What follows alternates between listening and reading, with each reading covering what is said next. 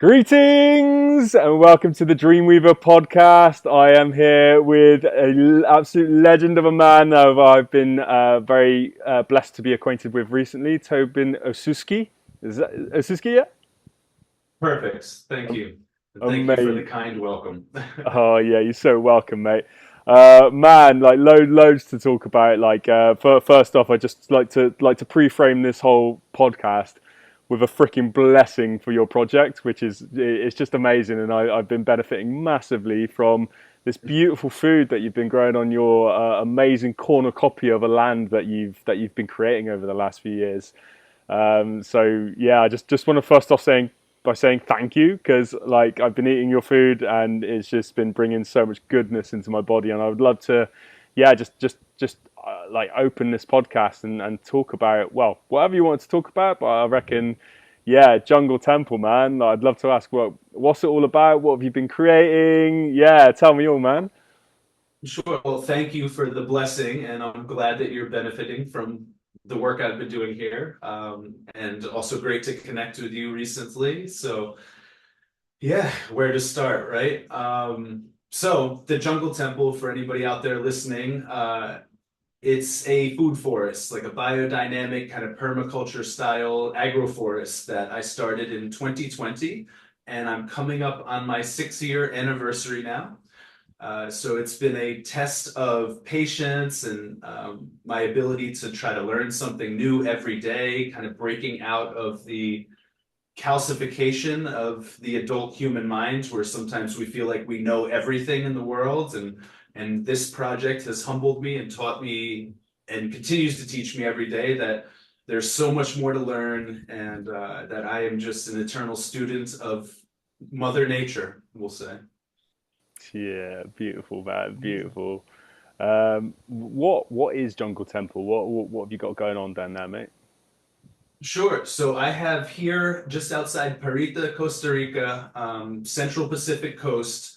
I've been building like what we is termed as a food forest or agroforest. So it's a very diverse ecosystem in a concentrated amount of space. I have just under 3 acres of land here, and for the past 5.5, almost 6 years now, every day of the week, I try to, curate a kind of ever evolving painting the way I see it, in the sense that if there's an open area where I can plant some type of pollinating flower or some type of fruit tree or some type of medicinal herb or some type of vegetable, that's kind of what the project revolves around. And it's since evolved into fruitfulness, metaphorically and literally, in the sense that my business, the Jungle Temple as a business, more than just like a fun project and food forest, provides me income from like a nursery. So I sell the trees, I sell the plants.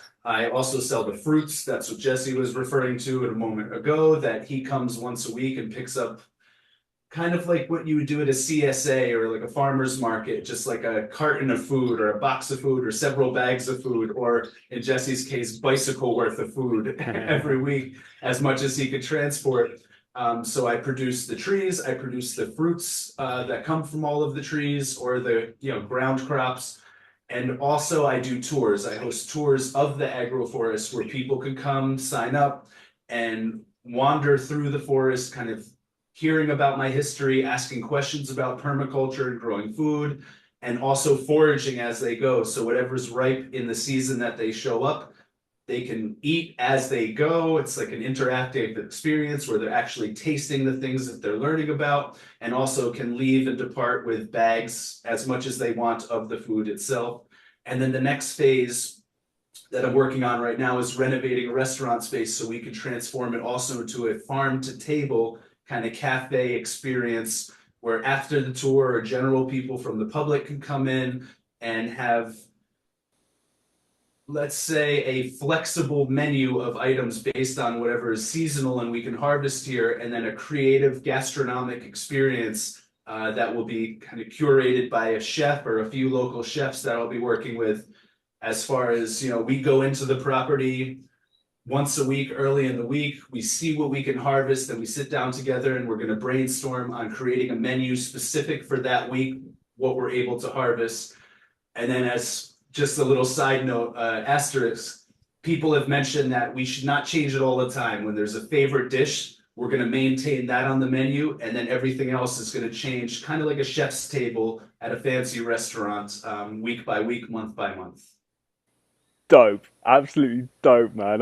I got to say, like, my it's become my favorite part of the week actually going to see you, because like the ride up there is like, it's like exciting, man. I'm like, all right, what's he got for me today? Because we're kind of doing a pick and mix of what's white, what's ripe, and what's available, and just the whole process of coming, meeting, talking a little bit, collecting, seeing what's there, and then bringing it back home and just seeing my fridge full of this beautiful produce. But it's also like I love this project with each time it comes back, it's a project in a way, because it's just like, right, okay, I got this medicinal teas, I got to think of a way to put that all together, and then like the bananas are then constantly ripening, and then every time a new banana goes ripe, it's like it's just brought so much joy to me. So yeah, like thank you, and a big part of it is what like obviously like the food is amazing. I feel the goodness palpably in my body. I think I'm pretty sure that my skin has actually been changing since eating the food. I really notice a difference. Surely. Yeah.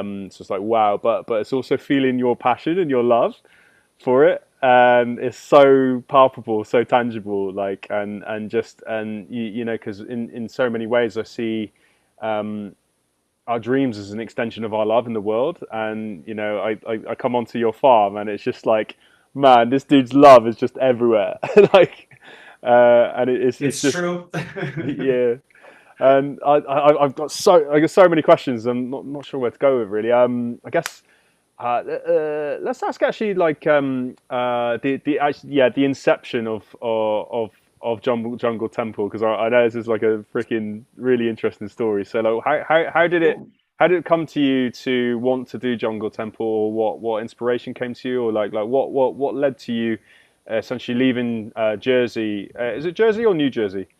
New Jersey. Jersey's in your country, and we got the new one in the new world. Yeah. I grew up on Jersey Avenue when I was a kid as well, so we got a Jersey theme. Full circle. So yeah, what Um, brought you from New Jersey to Costa Rica? Sure. So I just want to touch a few things first. That I'm really grateful that you mentioned that you're feeling better and you feel your skin is improving. That's absolutely the intention with all of this. Kind of the seed that planted all of this to manifest was my father passed away of cancer very young. Hmm. And I believe fully that it was because he was immersed in this system of kind of capitalist food generation, in the sense that these big companies, they don't really care about our health, and they're spraying things with chemicals, and they're injecting things with antibiotics that might serve well for the food to be uh, abundant for them, but then we're the ones that are consuming it and taking in all those poisons and venoms and carcinogenic things that, you know, are taking a human lifespan of what should be 100 years and narrowing it down to 60 years, 50 years, and in other cases creating horrible diseases in children at this point. So Hmm. I couldn't really make an impact in New Jersey because of just the way the system was. So I was looking for a place, a country who had a philosophy and a mindset that was more organic and provided space and land in abundance, that I could really cultivate my own grocery store organically. Like, I don't use any chemicals here. I don't even use gasoline. I have no car. I have no weed whacker, lawnmower, nothing. We do everything with machete. So there's an intimate relationship with the plants as well, kind of like you said, like it's all of my love goes into it. So as we're working around the land, like I'm communicating with the plants just as if they were my dogs or my friends, humans. Uh, and I just keep thinking of this. My real inspiration was kind of Willy Wonka in a sense. Like, I wanted to build a place, cultivate a place that people would enter and they were having this somatic, gastronomic, but also like transformative experience with the land, and realizing what was possible with just a few simple techniques and ingredients that we've been using for thousands of years as humans, but we've kind of lost our way.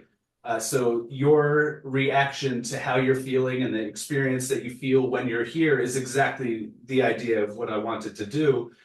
And just one other thing, I'm so excited because you just started. So every month there's going to be different foods that you're experiencing, mangoes and oranges and water apples and guava and all of these dynamic avocados, and it goes on and on. So hopefully you stay in Costa Rica a long time and you get to taste all these different flavors that just come up naturally at different times throughout the year. So it's not always going to be turmeric and ginger and plantains and bananas and the things that we've been doing so far, the dragon fruit, every month it's going to change for you, which I'm really excited to see your reactions and your excitement when you come, because that brings joy to me. I really derive my joy from the happiness of the experience of people experiencing the work I've been doing here. So all of that said, let's backtrack about 10 years now, actually now closer to 12 Oh, years when my can, father passed away. Yeah, can I just jump in? Like, sure, sure. it's inspired by Willy Wonka, so like, you know, I'm going to be coming for some schnozberries next time. Where's some Careful, schnozberries at? careful. I know what a schnozberry is, so the answer is no. Oh, what? You cannot lick the schnozberry here. Oh, damn. Damn it. Yeah, sorry. Yeah, but funny. If anybody doesn't know what a schnozberry out there, it's an English term for something that's X-rated. Let's just say that. Oh, is it? Oh, You didn't know that? Oh, I thought you were being cheeky. no, no, no, no. Like, back Oh my God. in Willy Wonka, there's he makes schnozberries and it's a wallpaper. So Yep. yeah. So what I heard in my research into that, or like it was like an Easter egg in that movie, schnozberry was like a term in the 60s in England for a penis. Oh, damn. Yeah, I didn't know that. I I'm, thought you were being cheeky. I was like, bro, you're not tasting a schnozberry. bro, I thought it was a clean Willy Wonka joke. So it turns out absolutely not. No, that was a dirty Willy Wonka joke. Because he Well, had, what was it, like the little girl in in the movie was like, the schnozberries taste like schnozberries. Or yeah. he said that, I don't know. But yeah, that's a dirty Willy Wonka joke there that people kind of went over their head, I think. Yeah, went over my bro. There's blatantly loads of stuff encoded in that film. Loads. Oh yeah, so much. But yeah, I mean Willy Wonka in the book itself was like kind of a dark character. Like he was this depressed, lonely guy that finally opened the doors and let these kids in. And you can even perceive it in the movie with Gene Wilder, was that he was kind of snarky with the kids. Like when they were struggling and dying, he kind of was like Uh, irreverent to it. He's like, whatever, like it's his fault, kind of thing. So yeah, it was. If you go back and watch the movie, you'll see his face when he says that. He's yeah. like the schnozberry kid, like kind of in a creepy way. So anyway, Oh, going back, yeah, I'm cool for the schnozberries then. Yeah, yeah. Sorry to interject. it's so funny though. I'm glad that you threw that in there because that's something that in the movie went over people's heads, and we used to say is like a funny term as kids. And then I learned later what it really meant, and it was just yeah, very very ironic. But yeah, I mean, okay, so just getting back on track. Like 10, 12 years ago, I think it was 12 years ago, my father passed, and I had a fitness wellness center, like a holistic fitness gym of sorts, that was named Temple Kinesis. It was kind of based on the idea of the Shaolin Temple. If you're familiar with the Shaolin Temple, it's, philosopher monks, but then there's like warrior monks too, and they train in Kung Fu and martial arts and meditation and yoga. So the idea was to bring that consciousness to the area I was in, New York City, New Jersey. And it was very successful. It just wasn't something I was super passionate about. I kind of got convinced to do it because of, I had a very successful personal training career. I was helping coach sports teams and working with, a lot of different communities like dance communities and yeah, just very dynamic work. And then everybody's like, you should concentrate this. You would have a very successful gym. And they were right. And when my father passed away, I started to reevaluate my entire life and what I wanted to do the rest of my life. I just kind of saw it like, okay, he died at 64 years old. I think I was in my younger 30s at the time. And I said, if I have only 30 years left, I don't want to be stuck in a gym 14 hours a day, 6 days a week. I want to be out in nature. I want to be just really happy, trying to minimalizing the amount of hours and energy I was putting into a job or a career. And I had this indirect sense of mortality kind of rush over me through my father's passing.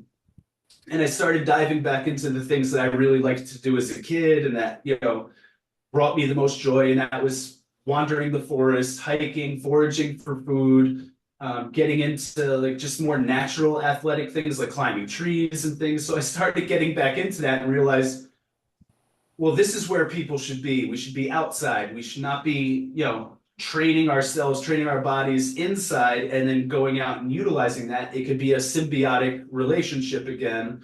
And it's around the time that these obstacle races like Tough Mudder and Spartan races started coming around. So I started getting competitive with them and realized I have to be outside. Whatever I need to do for the rest of my life, I just have to be outside in nature. I can't be trapped in concrete walls, metal walls. And so it started forming in my mind. I wanted to be somewhere tropical because I didn't like winters. Also, food grows more abundantly here. You have less to worry about. So I was between Jamaica and Costa Rica. I decided at some point, a couple of years after, to close the gym, that I was going to move on. And I started doing some outdoor programs, trail running, and kind of like Ninja Warrior stuff in the forests of New Jersey, teaching people how to find fresh water, how to forage food, and things like this. And then doing some meditation and yoga on the mountaintop. And people loved it. But then winter came around, and I was like, all right, this is not sustainable in this area. So then I started writing some plans and meditating on some things. And then this is where the dreams come in. Let me preface this with, I've always kind of had an innate ability to have lucid dreams. If you're not familiar with lucid dreams, look into it because everybody is capable of having them. And there's kind of ways that you can cultivate randomized dreams into more conscientious or conscious lucid dreaming. And that's not what we're going to discuss today, but I was getting into these things, studying different forms of transcendental meditation, and it just started happening that I was having these extra vivid dreams. I was able to kind of wake up in them, recognize it was a dream, and kind of become more aware of what was happening. But I never had repetitive dreams. It was always a different scene entirely. Most of the time, I couldn't recognize where it was. It's like a different plane, dimension of reality. Maybe, not maybe, I don't think humans at this point really understand our dreams too well, but it's important because it's, 40% of our lives. I think we spend, years of our life, if you look at the statistics, sleeping. So this is a substantial part of human existence is dream world, dream waking life in the dreams. And it has a lot to do with how our life manifests, whether we're transmuting psychological things or traumas that we've experienced in waking life, or some people say dreams could be prophetic. There's a lot of validation and proof for that at this point. We have a different type of access, maybe out-of-body experiences can happen, astral projection things can happen.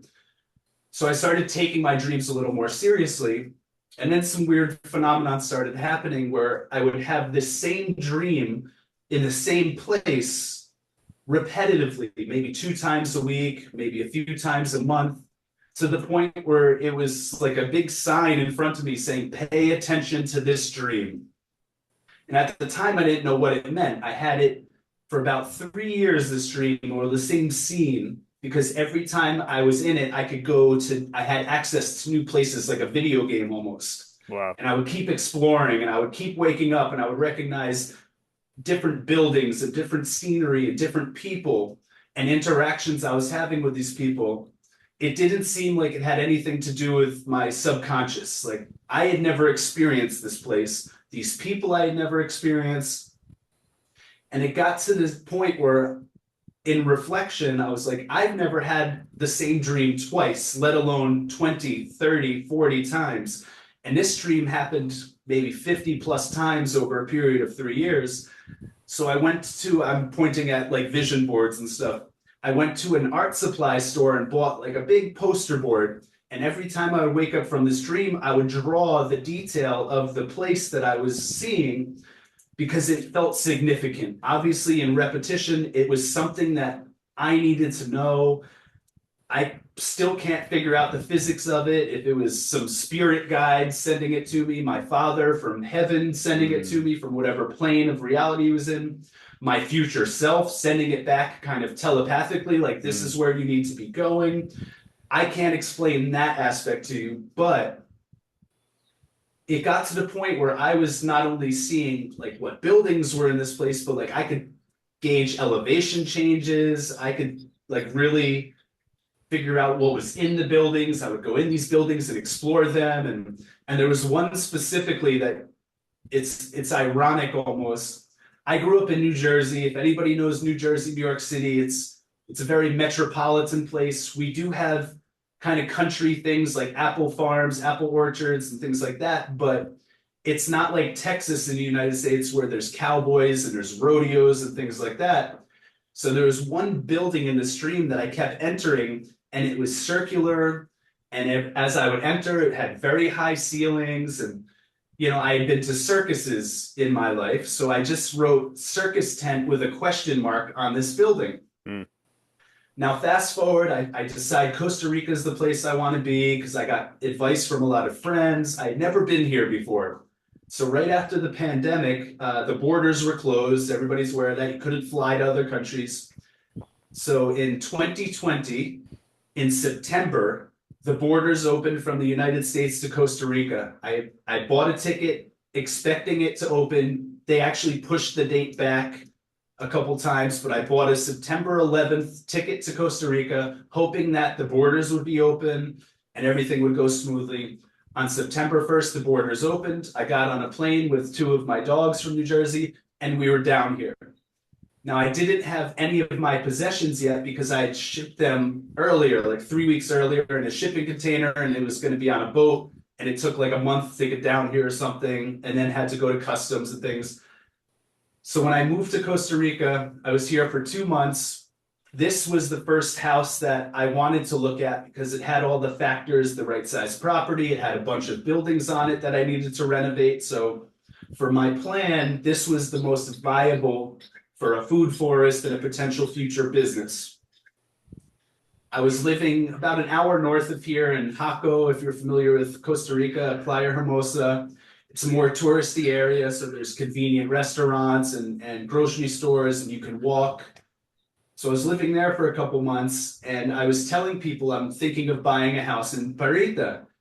And they would try to convince me not to buy a house here because there was no tourism, there was no like city where I was looking to live. Like Parita has a little city, but where I am is the campo, they call it, like farmland. So everybody was convincing me not to move here, and the reasons that they were using made me want to move here even more. Yeah. So it was like this ironic thing. I was like, well, I'm looking for something completely different. And I think you're trying to sell me away from this, but you're actually selling me towards this. So the place I was staying was this small resort in Playa Hermosa called Cabinas Brisa del Mar.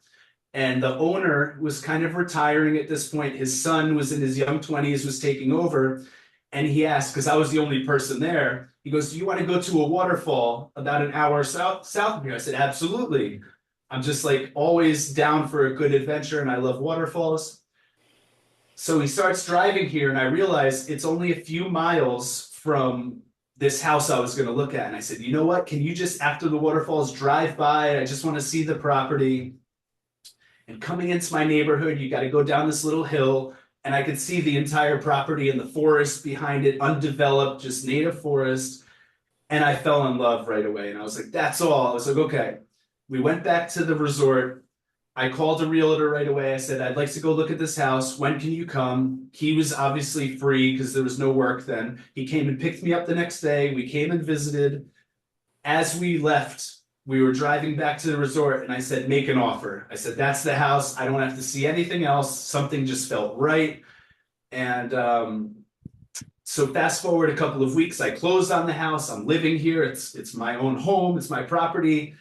Part of the dream has come true. As I said before, I didn't have any of my, what do you call it, belongings. I only had a couple of outfits. I had a couple of books that I brought in my carry-on when I came to Costa Rica. And I had this poster board that I had folded up that I was carrying with me because I kept having this dream. And I thought, if I'm going to have this dream again, I just want to keep adding detail to it. Not realizing as I unfolded this one night, because I had nothing to do, there was no internet, I couldn't get anything on my cell phone. I already read the books that I brought like 3 times over, and I was just sitting on a couch bored, basically. And I said, let me just look at everything I brought. I unfold this poster board, and I got this almost eerie feeling over me. And I said, this is weird. Because in the center was this building that I was now sitting in. I had walked the neighborhood a few times, so I knew where the other houses were and buildings. And I'm lining these things up, and I was like, this is weird. Like maybe I'm hallucinating this. Maybe it's what do you call it? Pareidolia. Maybe I'm seeing images in clouds. Like I'm imagining this. So the next day I went into town to get internet service and to, do some work. And I went on Google Earth and just screenshotted this neighborhood.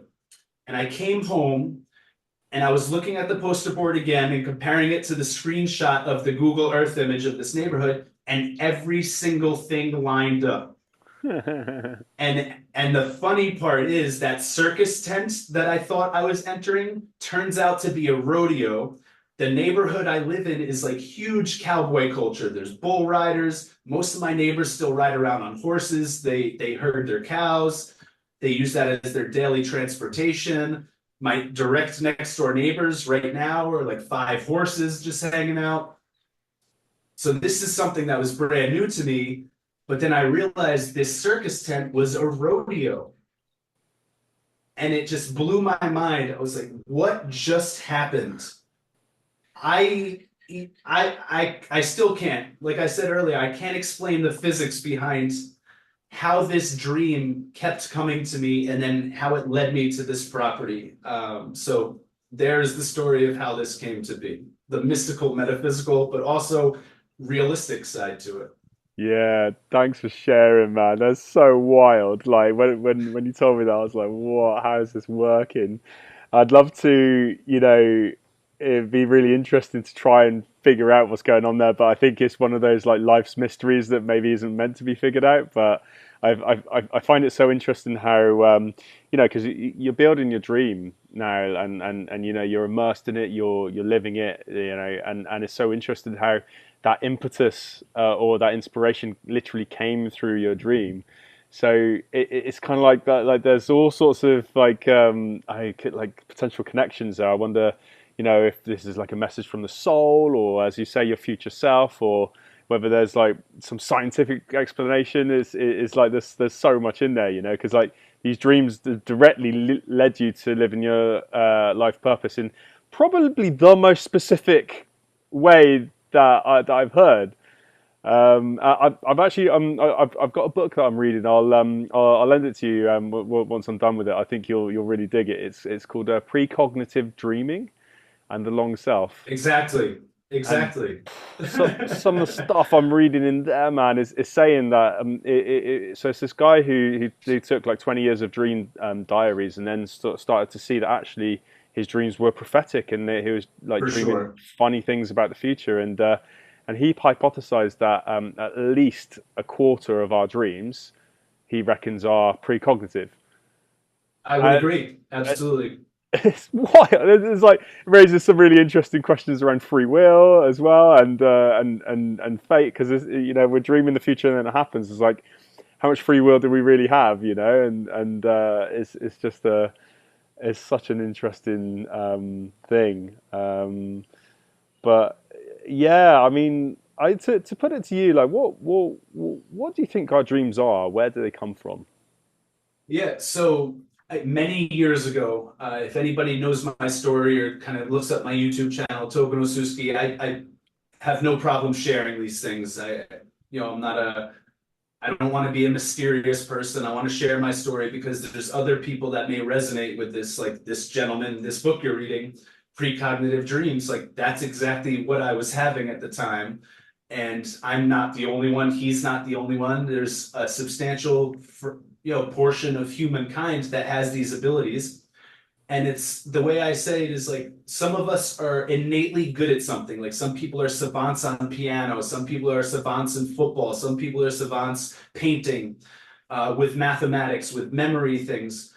But everybody else has the potential to train and work their way to have skill in something. This is Mm. just how life works. But some of us are born with innate abilities that are just expressed at almost their full potential. So maybe some of us have these prophetic dreams. Like there's mediums out there who apparently speak to spirits in other dimensions. Like I don't deny it at this point. I maybe went in skeptical to seeing these things at first, and then I started to have certain experiences of my own, not seeing spirits, but having premonitional dreams, precognitive dreams and things like that. I'm like, okay, we do have these extrasensory abilities that maybe are evolving with us. Maybe they've existed since the beginning of humanity and we've kind of lost track of them because we're so focused on externalized technology and things. Because these dreams really started happening when I dove back into nature, like I was saying earlier. So I was connecting with the earth. I was connecting with my inner child in ways that I had lost track of for many years. And that's when these dreams started happening. Wow. Many years before, I was in a really bad car accident where it was like a serious near-death experience. I had an out-of-body experience. I broke my neck, my back. I had, Wow. second and third degree burns all over my body. I had a 14-inch laceration on my head. I was essentially scalped, and I had to heal myself from that. When all the doctors I was seeing were telling me I would never be able to walk again, I would never be able to use my brain the same, my memory was gone, and I should just give up on it. And all of this stuff came back. I became a Division I athlete after that. I played football and basketball for many years after. I was an elite athlete with the Spartan races and obstacle races. I owned a gym. Like they were all wrong. And the way I envisioned it when I was healing from the accident was I needed to speak to all of the traumatized cells and tell them it was going to be okay and give them belief and faith and confidence that we were going to heal, but it was going to take time. And we had to do it one by one and creating those connections, just like you're building a house. You don't just snap your fingers to build a house. You do brick by brick by brick. And eventually you have a big, beautiful structure. That's how I envisioned my body healing itself, my mind healing itself. And that led me down this avenue of studying quantum mechanics, quantum physics, speaking on the cellular level and the subatomic level, consciously with my kind of macro mind and almost integrating consciousness into my cells the same way you would with your hand. Like I want to learn a new skill like basketball or writing with two hands, different things backwards. And these are, or playing piano or playing guitar. We are telling our fingers do this, but we can also, since our cells are inside of our body and there's a neurological connection to everything, we can go on a deeper level and we can speak to a deeper sense of reality or a different dimension, kind of like Wim Hof, how he does this Tumo meditation and this breathing technique, and then all of a sudden he can control his heart rate and his blood pressure and his inner temperature and teach people how to do this. It's not something so advanced. We've just kind of lost track of it, or not everybody's a monk in Burma and Tibet, so we don't have the time to focus on these things, but they're all possible. And quantum mechanics teaches us that our minds can will almost photons to move in different directions. And there's these experiments that like Stanford has done and Princeton has done, and probably MIT and all these higher end universities, Cambridge and Oxford, that they're doing in their physics departments that they're not necessarily sharing with the public. I know the CIA, the government agency in the US, has done studies on these, and through Freedom of Information Act, they've released these publicly. They're not going to send them to the news stations and be like, publish this. But if you look in and you do your research, you can find all these techniques out. The Monroe Foundation has the HemiSync thing where you can kind of sync up your two different hemispheres of your brain to resonate the similar frequency, and that opens us up to new realities and abilities like astral projection and remote viewing and self-healing. So I got into this just by like accident. Literally an accident led me to this realm of quantum mechanics. And just to go back to the dreams, what might be happening is a part of quantum mechanics called quantum entanglement, where any place in the universe, any 2 points of the universe, however close or distant they are always connected, free of time and space, and that we can almost deliver messages to anywhere else in the universe. and like thinking not just in a three-dimensional, but like in a vortice where time is a part of that, like a four-dimensional or fifth-dimensional reality where if we're a photon, and this is how Einstein discovered E equals mc squared and the speed of light and things, he actually visioned himself. He did a thought experiment where he said, if I was a photon, what would my reality be like? And he did this meditation so many times that he was given the formula Mm. for the speed of light by imagining himself as a photon moving at the ultimate pace possible. And this is how a lot of quantum mechanical physicists figure things out. They have these visions, and then that vision teaches them the mathematical formula to manifest and teach other people, which is so unique. Not many people know that's like where Einstein's idea came from, was he imagined himself as a photon. Now, modern quantum mechanics says a photon is free from time and space. Through quantum entanglement, a photon could be anywhere, and it can move as a wave or a particle, and it can change form at any given time. So maybe what's happening in these dreams is that there is an aspect of ourselves, each of us, every one of us, whether it's like the divine aspect or the fully manifest aspect, or maybe we are, like Hindus say, just like drops of water in a big ocean that is God and is reality, Brahma, I think they call it, and that there is technically no time and space. Our senses perceive time and space to keep us in some type of regulated matrix that allows us to go from, child to adult, or from traumatized to healed, or from, raw material to refined architecture.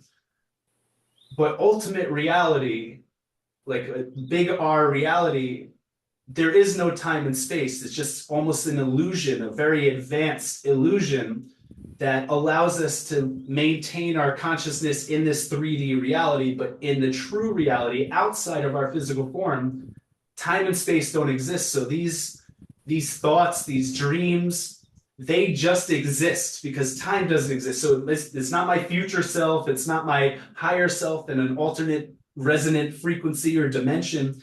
It just is. So this plan just is. And Nikola Tesla once said, we're all antennas. Mm. Like our egos tell us we're this special human with this personality and this. Ultimately, we're not. We're just antennas for frequencies. Like you're listening to me right now because there's a sound vibration resonating in a language that you understand, and you're an antenna receiving that and interpreting it like a satellite. Not to take away from everybody's personality out there, but ultimately our personalities will not last beyond our lifetime. We will go back to the energy forms that we started as, and our bodies will compost into the soil and regenerate. Like we say, we're stardust. So we are, our egos tell us we're concrete things in reality, but as you're finding, the foods you eat can influence how that concrete form changes month to month, week to week, day by day. If we're drinking toxicity and eating toxicity, our consciousness is going to appropriate that in our body, and toxic things are going to start to form in our life. Toxic relationships, toxic habits, toxicity in our body that's going to create disease and dissonance. But if we're bringing good things in, it gives this antenna more of an opportunity to find some type of like harmony state. And then we become open to receiving more of the messages that are being sent to us from alternate dimensions, from the source of reality, perhaps. So it's like we're clearing a pathway for these dreams, these ideas, these realities to manifest here, if that makes sense. Yes, mate, this was the most juicy, satisfying answer to that question I could have ever imagined. There's so much there, man. Matt, I had no idea about the accident that you went through. That must have been freaking hairy in terms of the recovery, and your story reminds me of that of Dr. Joe Dispenza's, because he Very similar. yeah, and like, man, and I know a person who also he fell off a balcony many years ago, and as with you, Dr. Joe, and my friend, they all were told you'll never walk again, like give up essentially. and all three of you managed to essentially cure yourselves through meditation and communication with the body, which is freaking wild. It raises so many question marks if you just pertain to Western allopathic approach, and there's so much more to us than we think, and I got this really wonderful feeling of the nature of us through how you're speaking, and just really feeling how we are this collection of particles that are actually like more space than nothing. So Exactly. if we're more space than nothing, all right, well maybe we're a little bit more malleable than we think, and Oh, um, 100%. Yeah. yeah, and it's just it's so amazing to hear that that is your journey, and also as well, like I got the impression of something, a realization I had a while ago was like that quantum mechanics, spirituality, science, mathematics, religion, these are all actually different modalities who are all trying to essentially describe the same thing, but Mhm. in their own way and within their own lens. And I think we're in this really exciting time right now, whereby there is this fusion of science and spirituality coming together, and Oh, it's so exciting because the pyramid reaching the peak. yeah, and what people have The two thought, sides or the four sides of the pyramid all reaching the same peak. That's the yeah. symbolism of a pyramid.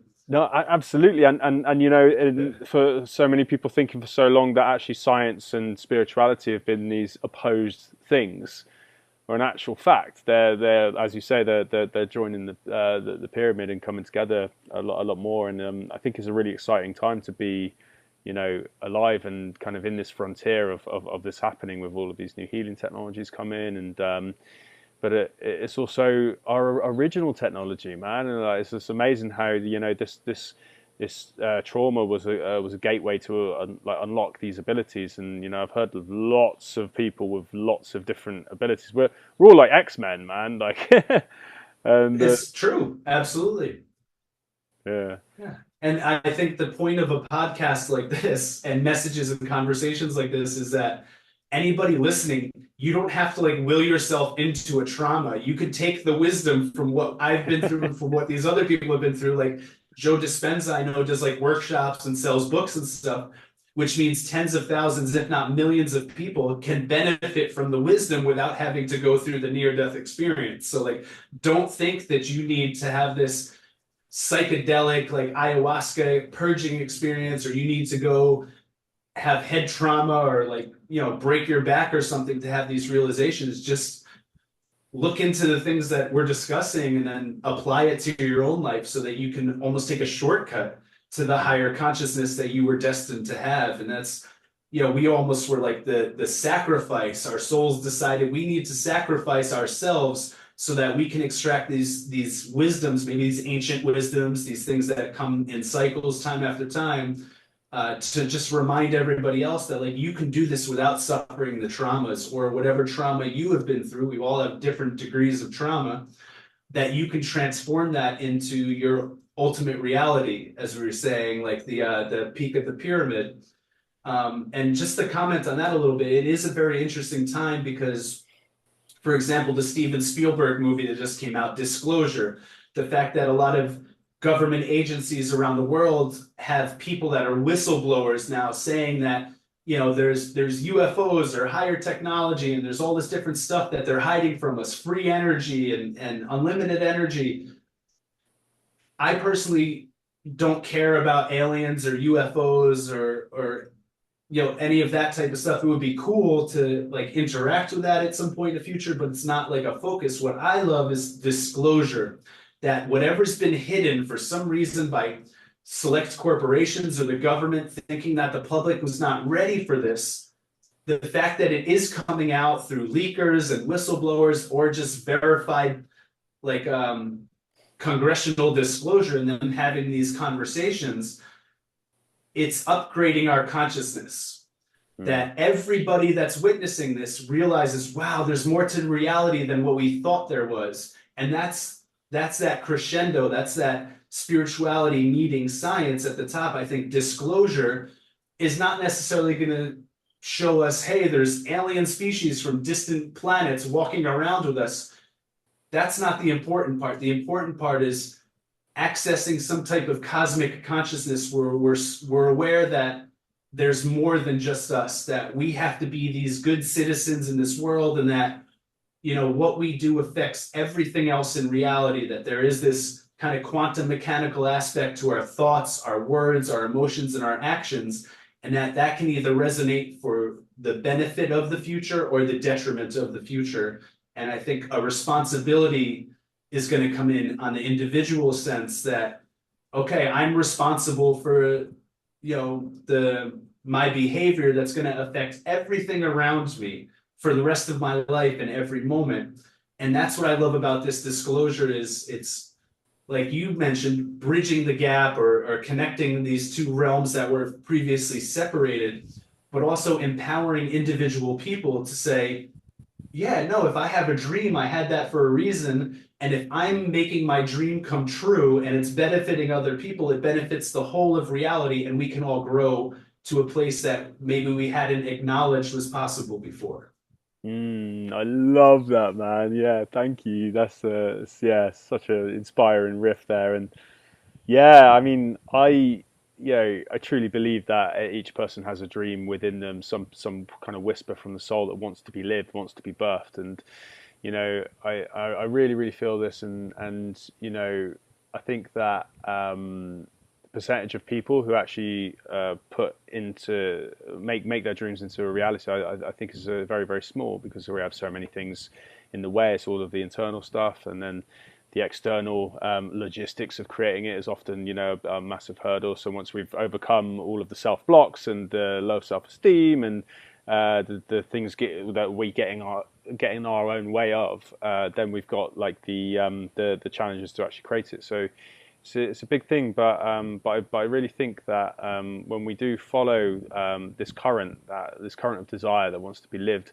we are somehow tapping into something else. I really feel that we're in the current of consciousness. We're with God, we're with Goddess, however you want to look at it. And when we're kind of in that slipstream of life, through following our heart, and it's like a slipstream of love, you know, you must have had it. I haven't had it a lot recently, whereby just flow, you meet people, the exact person I needed, or Synchronicities. you get something happen, and it's just like, oh my god, this is mind blowing, and it's all kind of easy. Not to say that creating your dream is easy, because I also believe that whilst you're in this slipstream of bringing this life that is meant for you to you, which is a way to engage with love, I also believe that you're signing up for a lot of challenge, because through entering and engaging with that dream, you sign up for growth.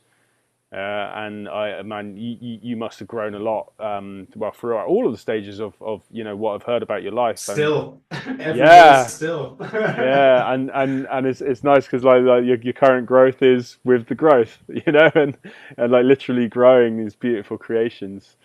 And I did you, what is it about growing, like the essence of bringing something to life, that really really gets you like that, like, because you're dedicated the last 5 years or 6 years of your life to literally like growing this beautiful fruit farm. Like, what is it about growing or nourishing, or like what is it about that really makes you passionate, and how would you describe the essence of bringing or stewarding the land and bringing something to life through it? Yeah, so I think growing trees, specifically any type of tree, can teach us as humans exactly what we're supposed to do here on Earth. So if I can impact the listeners in any way beyond like the extra dimensional and quantum mechanical stuff that we've discussed, is just go out and start planting something. Plant any type of tree, because it's going to teach you more than you've ever been taught by any human. And obviously, we're in the time on Earth that there's a lot of destruction of the planet. So you're Mm. also benefiting future generations forever. Long beyond your death, that tree is going to last and provide shade and sustenance and bounty for future generations. But the symbolism is that we plant something as a seed, and that eventually can grow up to create an ecosystem for multiple species. It can grow food, it can grow medicine, for generations to come. And that's how we should be living our lives, is that we have this seed of divinity, as some people would say, this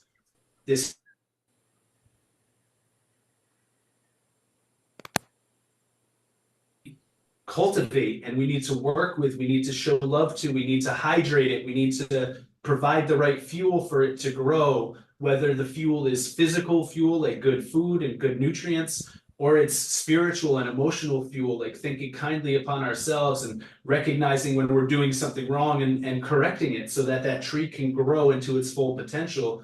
And we, each of us, have that within ourselves. And I think we complicate things because our human mind is so focused on so many different things that I always say my role model, my admiration goes most towards trees, because they have a singular purpose in life. They spread their roots to get a stronger foundation. They integrate with the planet, and they grow straight up to the sun as much as they can. And when they grow big enough, they can spread out branches and provide comfort for every other being around them. Whether it's food that they're dropping, whether it's just shade that they're providing in a hot day, that all the animals could come there and feel safe and feel loved and feel, humans love trees. We magnetize the trees. We hang hammocks on trees. That's where we want to relax. If you know the story of the Buddha, he gained enlightenment beneath a tree, meditating under a tree. Like, it's so deeply important that every human get out and work with some type of tree, with whatever space you have. If you don't have space where you live, like behind Jesse right now, if you live in a city, go to a park and plant a tree. Nobody's going to get angry at you for that. Just find ways to understand the importance of this, not just externally, but how it affects you internally, and how that process is going to teach us how to grow within ourselves. I just wanted to touch back. It's a very good question. The trees are my inspiration, and I feel like I'm probably the luckiest person on earth to be able to work with them every day, and that's now become like a sustainable career for me.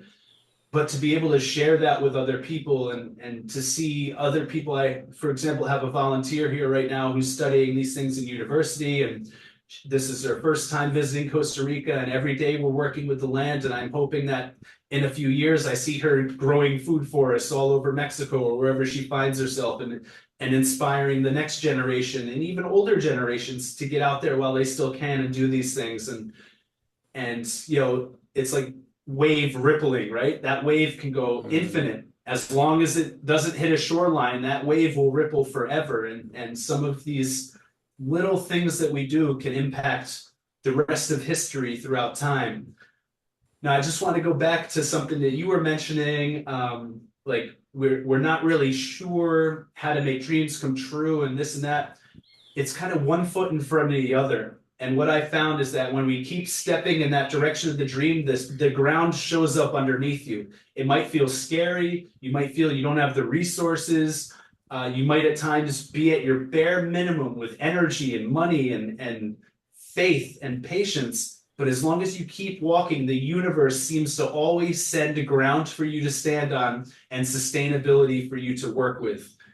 And something I heard recently is actually, it was like an Instagram, one of those stories, like 12 pages, and it was about a Russian physicist.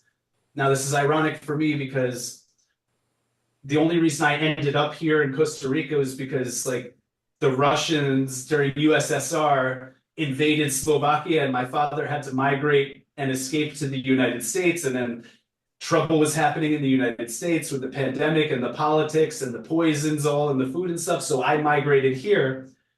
But now I'm back to, okay, this Russian physicist, quantum physicist, kind of found the secret to reality at some point, and then he disappeared from the public eye forever after it. I don't know his name, but you could look up Russian quantum physicist who said something like this. He discovered, and he had kind of proof to some degree, that we exist, a part of us exists in infinite dimensions all over reality, infinite parallel universes, and that we are intimately connected to all of ourselves through some type of quantum entanglement, telepathy, whatever it may be, and that at any given time, we can make one decision that changes our path forever. Before I get into that really quick, in nature, water, for example, we live on a planet of water. As humans, we are mostly water, like you said, empty space, but physically, we're like 80% water. So we resonate with the frequency of water almost more than any other element on planet Earth. If we don't drink water, we don't survive, right? We can survive weeks without food, but we can't survive days without water. Water always follows the path of least resistance. As it's flowing down a mountain, it doesn't try to blast the rock. It hits the rock and it goes around the rock and it continues to its goal, which is the ocean eventually. This physicist said this is how humans can resonate with all the other realities that we might exist in the cosmos. And that if you have a dream, that we should not be fighting uphill to try to make this dream happen.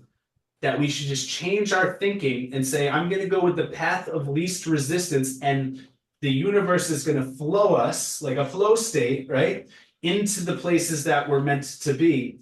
So if you ever have a dream and you feel like you're fighting against the current, or you feel like you keep hitting into obstacles, stop. Let go of the effort. It's not going to take more effort to get to that dream. That extra effort is going to create more resistance. Same thing with electricity. Electricity flows the path of least resistance, just like water does.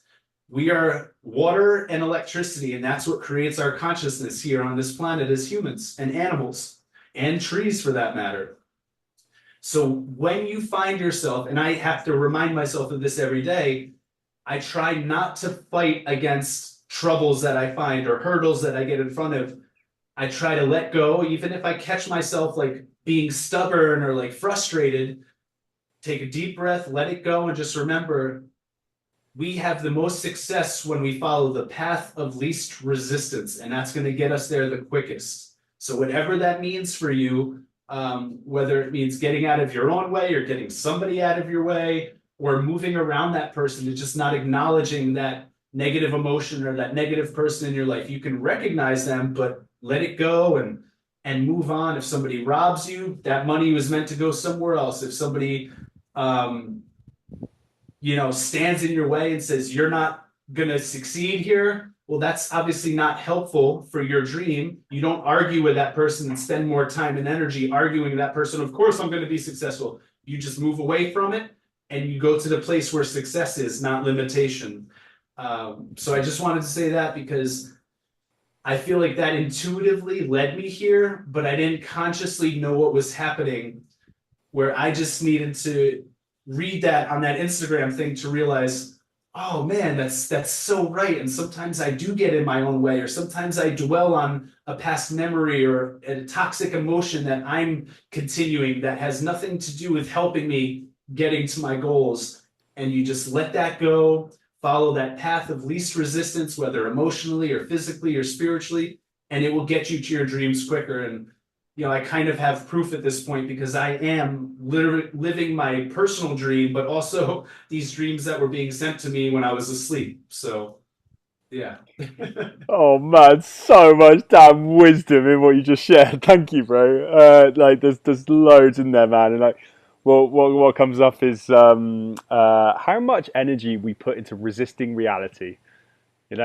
It's a lot, depending on who you are. And this is something I'm unwinding within myself. I'm a lot more chill than I used to be, and we do that. We push against our reality. We push against the now.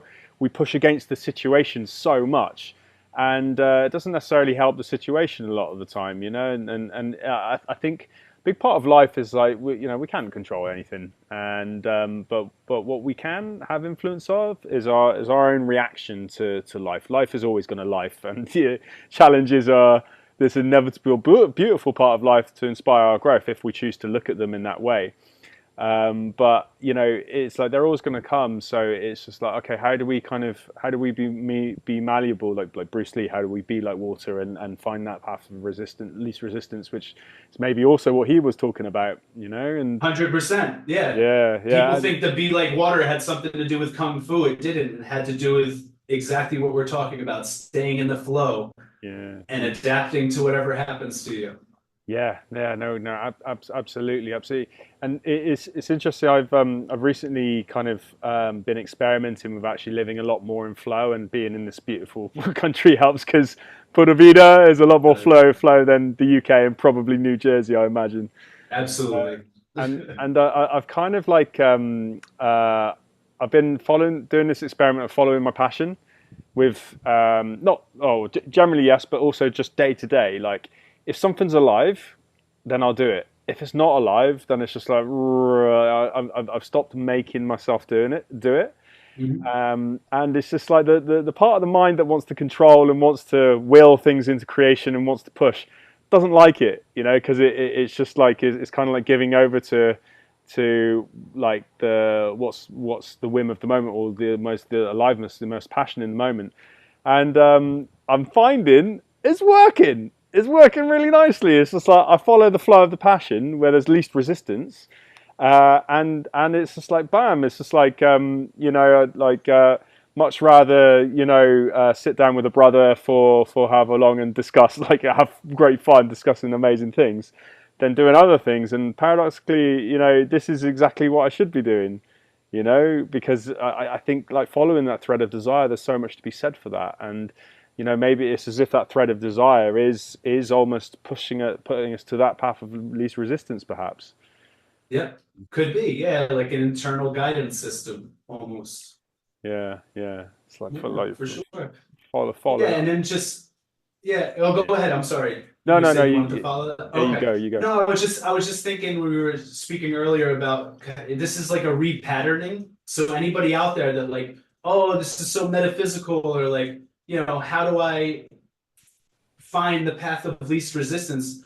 You don't find it. Like Jesse just said, it's an innate desire that all of us have. Some people meditate to it, some people stumble upon it, some people are traumatized into it, some people are coached through therapy to it. There's a million different avenues for everybody, and that goes back to like, what have I learned working with the trees is that every single type of tree, every single type of person requires different inputs, different amount of water, different amount of sun, different amount of shade, different amount of trauma in order to manifest the way it was supposed to.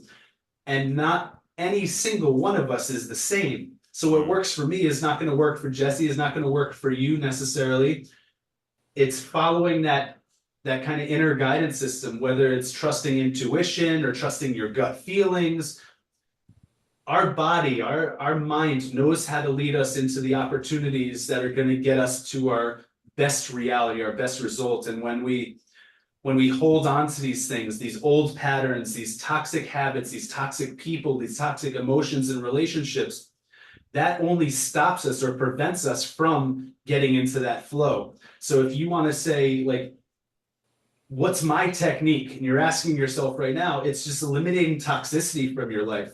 mm, Just touching on like Bruce Lee, and his teacher was this guy Ip Man, who studied Wing Chun, which is a form of Kung Fu. And if we go to like the Shaolin monks and the Indian philosophers like the Buddha and things like this, something that they always say when they're asked, like you can ask any Shaolin monk across the planet, they have the same answer for this. If somebody asks, what do I do with anger? Why do I feel anger? And I heard this analogy put, and it's just so resonance for not only dealing with anger, but dealing with the toxicity that's preventing us, or these blocks that prevent us from achieving our dreams. Let's just resonate back to dreams, right? That when we have anger, it's like drinking a toxic cup of something and expecting that to hurt somebody else. mm, mhm, Like, no, when we hold on to these negative patterns or these toxic emotions and we don't just let them flow or let them spill out and just get rid of them, we are the only one that's affected by it. Like, us getting frustrated with the pace and timing of our dreams only affects us. It doesn't affect somebody else's dream from manifesting. they might be getting out of their way, and you might compare yourself like, why do their dreams come true so much quicker? Because that type of thinking is a limiting factor. That's drinking toxicity. Why me? Why? Let it go and believe. And just going back to that quantum physicist, what he said was there's a part of you that is fully healthy in another dimension. There's a part of you that's fully happy in another dimension. There's a part of you that's a billionaire, that's super wealthy. There's a part of you that's in a loving relationship and married and having all these kids that you might have dreamed of, but you don't have yet. Just decide that you're that person. The easiest way is to not get frustrated with like, why am I not the billionaire? It's just changing your mindset and saying, I am that wealthy person in this lifetime. And watch how quickly things start to show up to you. If you're struggling with health issues right now, there is an aspect of you in another dimension or a parallel universe that is the most healthy version of you possible. Supreme health, ultimate, optimal health. Just believe you're that person. Possibly that's what happened to me when I was in my accident, was the being that Toby was that was broken here accessed a dimension of reality where I was the same person, same age, same exact timeline, but I was in perfect health. And that being manifested in me here. And that's what healed me. Perhaps that's what quantum mechanics will find, is that maybe through integration with AI, it's going to be like, hey, humans, by the way, there are infinite aspects of yourself. Anything that you dream to be in this reality, just connect yourself with that aspect and they'll come and take over here. And then it will start to manifest in front of your eyes, almost as if you were like a computer programmer programming your reality and not being an NPC being programmed by other people or other things. Dope, dope. I got this image of like the dream that we select is kind of like the end of the wormhole, and it wants and you know when we can create those coordinates, then we know when we're going to then be able to fold the time and space to end up on the other side of the galaxy where we want it to, and like we can go anywhere around the galaxy we like. So Yeah. it's just like there's So that's quantum entanglement. In a definition, that's quantum entanglement, that any of those 2 points anywhere in the reality, dimensions, universes, cosmos, are all connected in the same thing. Like you said, folding it over. There was actually an ancient mystical symbol for this exact process called the Ouroboros. Are you familiar with the it's a Ouroboros? snake eating itself, right? Eating its own tail. That's Yeah. exactly it. That we are the creators and generators of our reality, and that's what the Ouroboros meant to the ancient mystics. Was if they saw that symbol, they would say exactly what you just said in kind of cosmic ways or universal ways. It's the same exact meaning. Dope. So cool. Man, this is you give me a new way to think about the dream, man. Like this is thank you. Because it is many things, and cosmic coordinator for the wormholes. I got like man, I could talk with you for freaking hours. So I want to start drawing things to a close, but I do have a couple more questions for you. Sure. I want to cycle back to food and ask you more about your feelings around food, because it touched on a couple of really interesting points with toxicity. And I've definitely seen this with myself as well as clients. Like I remember one client in particular, we took him on a detox protocol. He had some difficult things happening, so very lots of toxic buildup in the body. Took him through a detox protocol, and it was amazing watching this guy's transformation. As he was ridding the toxicity from his body, the toxic thoughts were going down, the addictions were going down, and then the toxic relationships started falling apart as if by magic. And I was watching it, I was just like, in theory, I knew. In theory, I knew it was a thing, but to see it, I was like, okay, wow, like this is really a thing. So, and also what you're saying around food being like, so important to maintaining the antennae. And you know, it's like everything that we're made of, every single cell is made of something we once put in our mouth, right? So Correct. yeah, Yeah. so yeah. What can you share around food and like any riffs, any thoughts, but also specifically the benefits of eating food that are grown in the way that you're growing them on the jungle at the Jungle Temple. I can't stress this enough that knowing where your food comes from is the most important thing in the entire world for us right now. You know, I won't say all of what I eat is from my property, but a significant portion of it is. So I know what's going in from the moment it's planted as a seed to what's going into the soil to what's being sprayed in the air or here not sprayed. Um, the energy, like spiritual energy that I'm putting into it, the care that I'm giving to it. Just as a small example, I have chickens here, and my chickens are free range and they eat the fruits that fall from the trees and are kind of deteriorating on the ground. So my eggs from the chickens taste like guava and mango and banana, and they also have those nutrients in them. And then all of those nutrients come into me without me having to actually eat those fruits. And I know vegans won't like to hear this, but like it's the same thing as growing a food forest biodynamically, not having like a farm that's just papaya or just watermelon. Every one of my fruit trees here is fertilized by dozens of other fruits and herbs. Mm-hmm. So those nutrients from those other fruits are getting absorbed into the fruits that are growing the trees, and then I'm eating those fruits or vegetables, and they have added principles. Not only are they organic, but they also have nutrients that they wouldn't otherwise access if they were on a monoculture farm.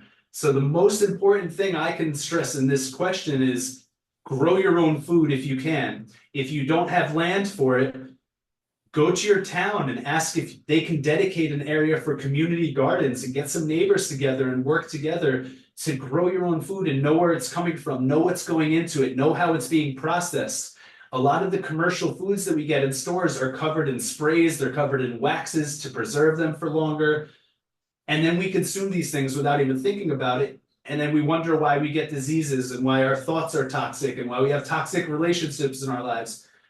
Growing our own food is the most important way that we can empower ourselves, snap ourselves out of that system, the matrix, whatever you want to call it. It's the easiest and quickest way to empower yourself, both spiritually, physically, nutritionally, and emotionally. So that would be like the big message I have there is just like try to grow your own food, or if you don't have the resources or space, find a local farmer and support them because we are dying on this planet. Corporations are trying to shut down these types of businesses because they know if people start healing themselves, they can't make money on pharmaceuticals. They can't make money on chemotherapy. They can't make money on selling us garbage ass food anymore.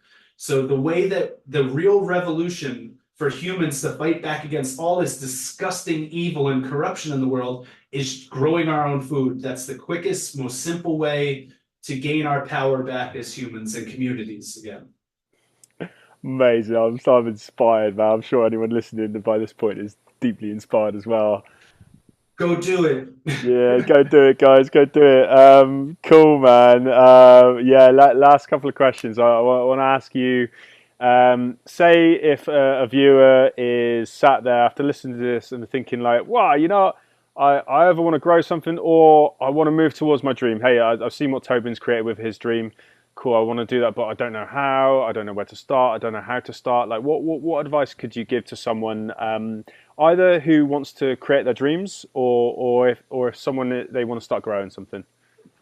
Yeah, write it into reality. Get a pencil, a piece of paper, and tell your plans to the universe. Write it. Everything that I do here was written 10 years before, 15 years before.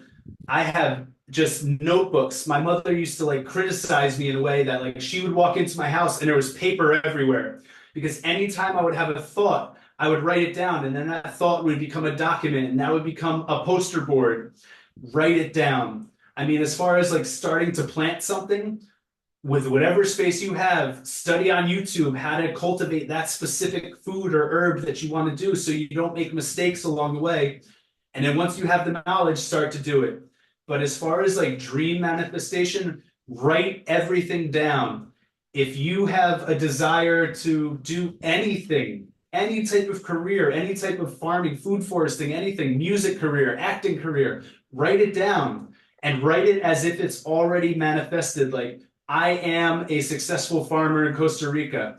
I am a famous, respected actor. I am an entrepreneur that has 8 businesses that each earn me $1 million a year. Write it down and then follow through. How will that come to be? What techniques do you need to employ? Write them down and then do them. But writing it down is magical. Like we say words are spells, right? Like the human language is our ability to take what's internal and externalize it. But beyond that, writing something allows you to visualize it over and over again. And then your brain starts figuring out a plan how to make that happen. But if we don't write it down, it might just disappear into the ethers again, or somebody else might take that idea. But when you write it down, it's yours. And I'm not talking about like patent an idea or go get a copyright or a trademark. It's irrelevant because there's a phenomenon through quantum entanglement that when one person in the United States invents something, somebody in China at the same time had the same thought and invents it at the same time. So don't worry about who gets credit for it. Just write your dreams down, take the steps necessary to make that happen, and there's no rush. But if you're rushing, connect to that self of you in another universe that's already succeeded in it and just say, hey, come help me, take over. And you never know what can happen. Amazing, man, amazing. Oh man, this has been freaking great. I've had many times in this podcast where I'm like, yeah, he's chatting directly to me at the moment. And myself, that's why I keep looking at myself. I'm like, Toby, listen, Yeah, don't forget. mate, after this, I'm going to get writing some stuff down actually. So yeah, thank you. So Thank last you. question, mate. So you got the Jungle Temple in Parita, or just outside Parita. It's kicking. It's beautiful. Good things are happening there. How can people either help the project or find out about more about the project or get involved with the project in some way? What's going to help the Jungle Sure. Temple So and help yeah, you? thank you. Yeah, I mean, just look up either the Jungle Temple on any social media, Facebook, Instagram, YouTube, TikTok, or my personal social medias are Tobin Osuski. I also have a YouTube channel, Facebook public page, and an Instagram. So all of my information is on there. I have everything from donation links to all the interconnectivity of all the other sites. So if you find one of them, you'll have access to find all of them. And whether you can, donate financially or you're planting things and you're inspired by my videos to do things where you live anywhere on the planet. I mean, that's the most I can ask is that you start this process now. It's super important for us to empower our communities. And, if you're growing food, all I ask is that you share it with your neighbors who may not have access to good quality food and nutrients. It's a very important thing for me that like when I have abundance and excess here, I have customers that come and buy it, but I also go into town as often as I can. And if there's somebody sleeping on the streets, I don't have the financial resources to give them money to go buy groceries, but I bring in bags of food for them that I know is really high quality food that's going to transform their life for the better no matter what. If they want to sell it, they'll have money. If they want to eat it, they'll have a better life in the future and a clearer mind to maybe be more, you know, intelligent with how they spend their time and energy. And at the minimum, maybe somebody else saw me giving something to them when they thought they didn't want to help them, and they'll be inspired to help somebody that's in need next time. So yeah, just get out there and start supporting your communities, the people that need it. Support yourself, become self-sufficient, self-reliant.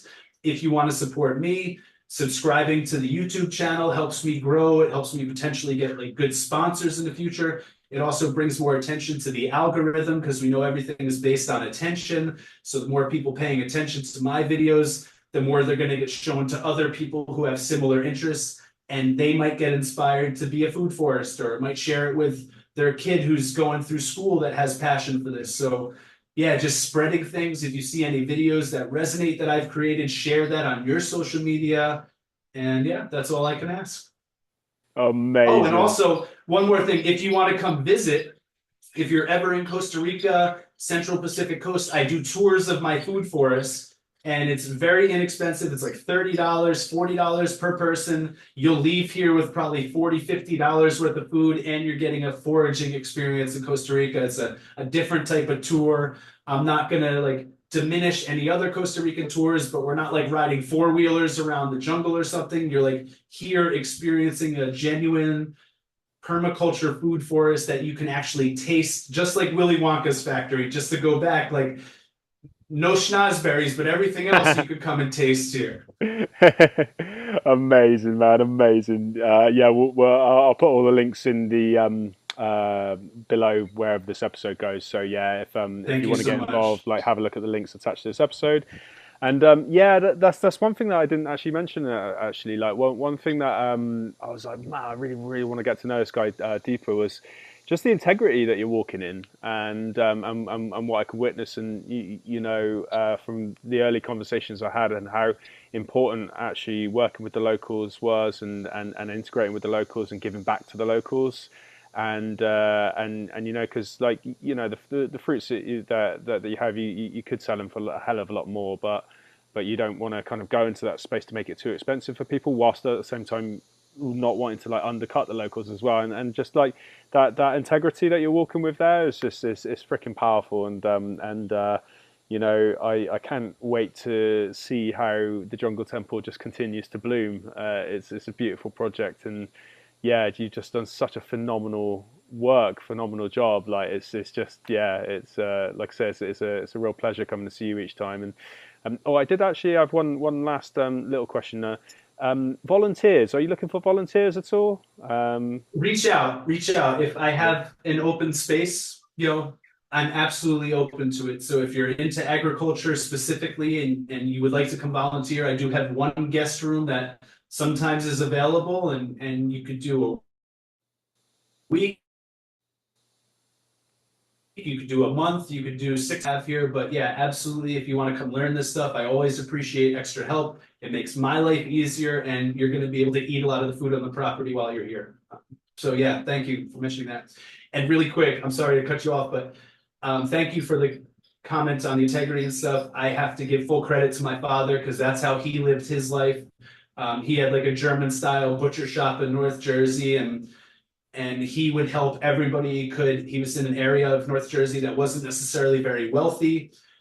So I witnessed him every week of my life, like letting people come in and just leave without paying. We were not wealthy. I kind of grew up on the lower middle class, kind of poor side of things compared to my friends and my neighbors. But we always had food, and that's what my father said. We may not have the nicest car and the nicest clothes, but we'll always have good food on our table. And then he would share that. Like, I can't imagine how much money he gave up. And then we found out when he passed away that like every year he was sending soccer balls to his hometown in Slovakia and paying for their uniforms and sponsoring them Uh, so that the kids could have resources in a country that didn't have a lot of money. That's just how he lived his life. So I am merely a distillation of my father. I can't even say a reflection because I don't think I've impacted as many people in that way as he has yet. But I try every day. I try to help people if I can. And on a little selfish side of things, if you're growing food, you then have resources. You become the bank in your area. Remember this. People always want good food. And not only can you get money for it, but just as a prime example, my next door neighbor is a cattle farmer. So he always has milk and cheese that he makes on the farm the day that he like gathers this stuff. And he trades me on a weekly basis milk and cheese that we pay massive amounts of money for in England and the United States, just for fruit. So I bring them fruit over every week and they bring me that. And I have trades like this with probably 5 to 10 different neighbors in my community where I'll show up. Sometimes I'll show up in town and I won't have to pay for my meals at restaurants because I'm giving them a carton of eggs or a bag of fruit. And they say, do you want money or do you want a free casado? In Costa Rica, we have a big dish that's like all the nutrients together, protein and vegetables and rice and beans. So I get free meals almost half of the time that I'm in town. So if you're thinking, I don't have a lot of resources, plant a few trees.